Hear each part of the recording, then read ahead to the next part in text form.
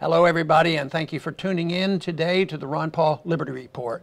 Daniel, what do we have going today? Well, I think there's some news coming out of Libya, if I'm not mistaken. We both saw something. Well, I'll tell you what, I keep looking for the good news. Occasionally I see it, but not all that often. But Libya is a mess. Maybe we can figure out something good to say about Libya.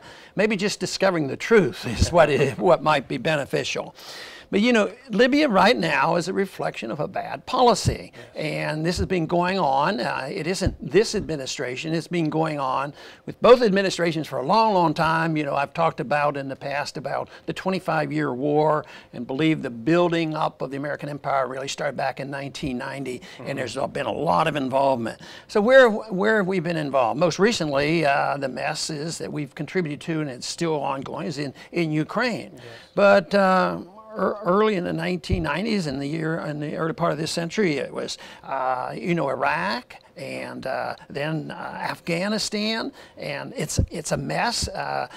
We have Yemen. That is a mess, and we don't have any places where we can have successes, even though, you know, mission accomplished, and Yemen was a miraculous success. But here we're talking about Libya. It's been a little bit quiet. The only thing, if you ask the average person on the street, if they know anything about it, they'll say, oh, that's Benghazi. That's how Hillary messed up, you know. Yeah. And that's a different story. But we get information out today, which is terrible, should shock us, it should wake us up, but it should be totally expected. And that is, the story out is that one of the good guys, sort of like one of the good guys in Syria that we helped, and they ended up helping ISIS. Now it looks like, believe it or not, ISIS has a strong presence in Libya. Just like there was no al-Qaeda in Iraq, now there is. Now ISIS is there. And can you believe that one of the guys that we use, send him money and support to overthrow Gaddafi, where is he now? Yeah, he's the head of ISIS in Libya, right? Jeez. Was it Abdel Hakim Balhaj, I believe the pronunciation is. And the U.S. backed him because he was trying to overthrow Gaddafi, and that's what our policy was. Even though they knew that he had al-Qaeda ties, they backed him. And so he became very powerful.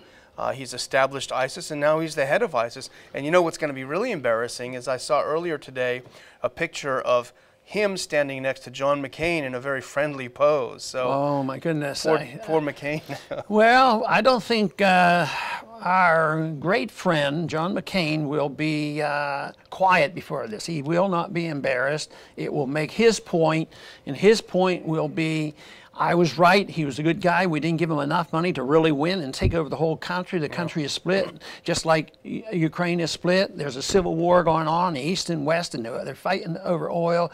He will probably come up, if he's consistent, and he's consistently wrong, he's going to say, we should have had more troops in there. We should have dominated it and totally controlled it, but he will not back away. It's all your fault, is what it is. That's right, my fault. Non-interventionists, if they'd only gotten on board earlier. Yeah, I think he suggested that it was not people like me. It was me that was responsible for World War II. That's right. You know, it didn't have anything to do with the Nazis and the communists. But doesn't this just show how foolish this intervention? Libya is an absolute disaster. It's not even a third world country. It aspires to be a third world country now.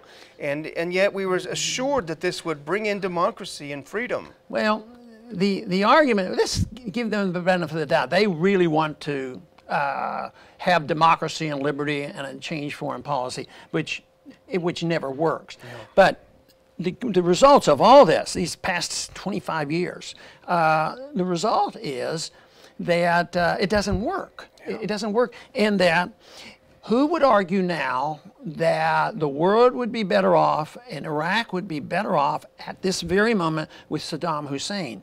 Well, nobody wants to argue pro-Saddam Hussein stuff, but what are the facts? The facts are that some of these people didn't do well without some dominant force, and I think we should always try to change that. But you know, my approach has always been, we have to convince them that free markets are beneficial and that liberty is what the goal should be, and try to bring change through persuasion. But this whole idea that we can we can take an authoritarian government abusing the people all along, then all of a sudden saying, well, we're going to use our force and we're going to make you better people and change the whole country. Because change is more evolutionary than revolutionary in a way, because revolutions can consume their own and they can end up with a worse situation than before. But look at the benchmarks. As you say, none of us love Saddam or Gaddafi, although you were accused of it when you opposed the war. But look at the situation for religious minorities under both of these people. It's not to defend them, but it's objectively true. And you know, the State Department loves to talk about how they're fighting for women's issues, and that's why we have to do all of these things. But can you imagine what it would be like to be a woman living in Libya under ISIS compared to a secular Libya, even under a bad guy like Gaddafi? Yeah. So this is a problem. It persists, and it's existing right now. You know, in Ukraine. You know, if we take a position for neutrality, if neutrality doesn't support what neocons want, then of course then we're pro the other side. Yeah. And neutrality means neutrality, and let the chips fall where they may. If our arguments are such that it supports one side or the other, somebody else has to sort that out. But the most important thing, I, as an elected official, especially when I was in Congress, and as an American citizen, my goal is to present the case for non-intervention and pro-liberty and pro-markets, because I believe it can answer so many of our questions. Yes. I want to thank everybody for tuning in today to the Ron Paul Liberty Report, and come back soon.